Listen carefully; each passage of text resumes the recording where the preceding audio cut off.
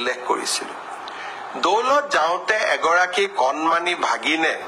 মোক হাতত ধৰি কৈছিল যে মামা এইবাৰ সমাজ অধ্যয়নৰ মেট্ৰিকৰ পেপাৰখন খুব টান হৈছে মোক 10 নম্বৰ এক্সট্ৰা কৰি দিব লাগিব নগাঁৱলৈকে যাওঁতে 16 তাৰিখে নগাঁৱত গৈছিল তাতো এগৰাকী ভাগিনে এনেকেই কথা কলে আৰু বৰদুৱাতো আন এগৰাকী ভাগিনে একেই কথা কলে যে সমাজ অধ্যয়নৰ পেপাৰখন এইবাৰ মেট্ৰিকত খুব টান হৈছিল মই প্ৰত্যেকটো কথাই সিৰিয়াসলি লওঁ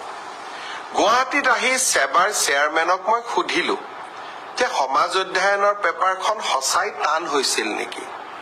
সেবাৰ অধ্যক্ষ ডাঙৰীয়াই মোক কলে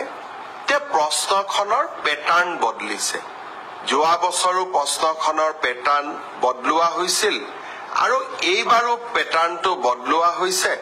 যাতে ছাত্ৰ ছাত্ৰীসকলৰ জেনেৰেল নলেজৰ পৰীক্ষা সেবাই লব পাৰে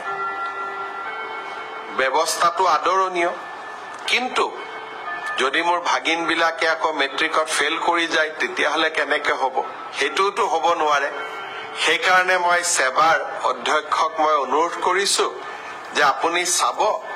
যদি মোৰ ভাগিন বিলাকৰ পৰীক্ষা সমাজ অধ্যয়নখনত বেয়া হয় কিন্তু আন পেপাৰ বিলাকত ভাল হয় তেতিয়াহলে এইবাৰ সমাজ অধ্যয়নত আমি সকলোকে অতিৰিক্তকৈ কিবা নম্বৰৰ ব্যৱস্থা কৰি হলেও ভাগিন সকলক মেট্ৰিক পাছ কৰাৰ সুবিধা কৰি দিব লাগিব তেখেতে মোৰ অনুৰোধক বিবেচনা কৰিম বুলি প্ৰতিশ্ৰুতি দিছে আৰু সেয়েহে ময়ো ভাগিন সকলক ক'ব খুজিছো যে সমাজ অধ্যয়নৰ কাৰণে আমি আৰু চিন্তা কৰিব নালাগে সকলোৱে মিলি চেষ্টা কৰিব যাতে আমাৰ পৰীক্ষাটো আমি ভবাৰ দৰে নহলেও আমি যাতে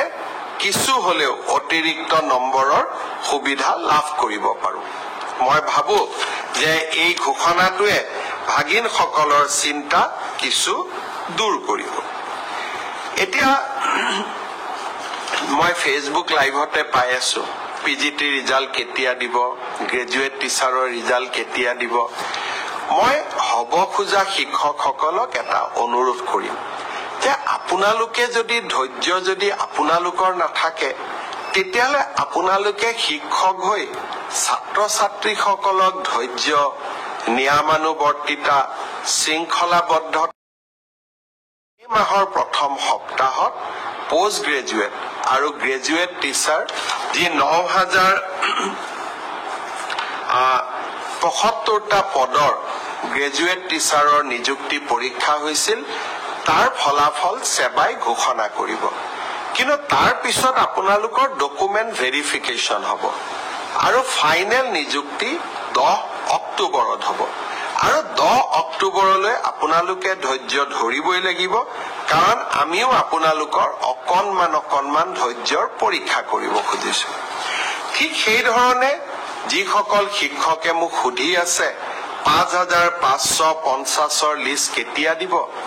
আপোনালোককো মই জনাব খুজিছো যে এপ্ৰিল মাহৰ ভিতৰত আমি আপোনালোকৰ ডকুমেন্ট ভেৰিফিকেশনৰ কাম শেষ কৰিম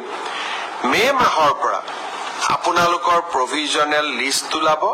কিন্তু নিযুক্তি 10 অক্টোবৰত হ'ব আৰু তেতিয়ালৈকে আমি সকলোৱে ধৈৰ্য ধৰিম কোনোবাই ক'ব পাৰে যে নতুন নিযুক্তিৰ ল'ৰা ছোৱালীয়ে যদি ইমান দেৰি কৈ দিও তাতো পোষ্ট ল'ব নেকি নহয় নতুন নিযুক্তিৰ তালিকা 10 অক্টোবৰৰ পিছত ওলাব গতিকে 10 অক্টোবৰত যি সকলে নিযুক্তি পাব তেওঁলোকে স্বাভাৱিকভাৱে নতুন নিযুক্তিত এলপিৰ শিক্ষক এলপিত অৱতীৰ্ণ হ'ব নোৱাৰিব কিন্তু তেখেতসকলে ইউপিৰ পৰীক্ষাত বা আপাৰ প্ৰাইমেৰী মেৰিট লিষ্টত